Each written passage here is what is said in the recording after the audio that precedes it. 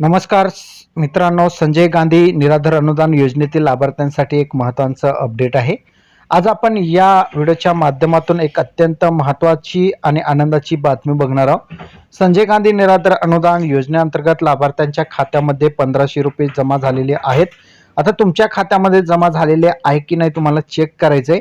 ज्या नागरिकांनी संजय गांधी निराधार अनुदान योजनेअंतर्गत पात्र आहे, जसे की निराधार महिला असेल, विधवा महिला असतील, अपंग व्यक्ती असेल, वृद्ध नागरिक असेल आणि जे काही अत्यंत गरजू कुटुंब आहेत त्यांना या योजनेअंतर्गत लाभ देण्याचा प्रयत्न केंद्र सरकार आणि राज्य सरकार करत असतो।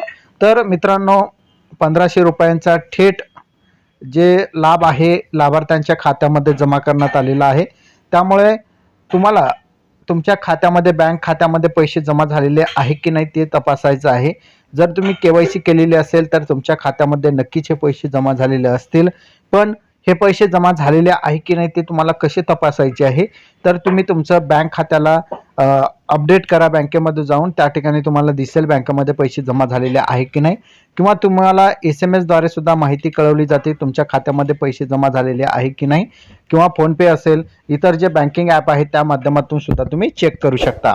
आता जर तुमच्या बँक खात्यामध्ये 1500 रुपये जमा झालेले नसेल तर तुम्हाला काय करायचे आहे, तर यासाठी तुम्ही तुमच्या बँक खात्यामध्ये आधार लिंकिंग करून घ्या। तालुका कार्यालय समाज कल्याण विभागाशी संपर्क साधा।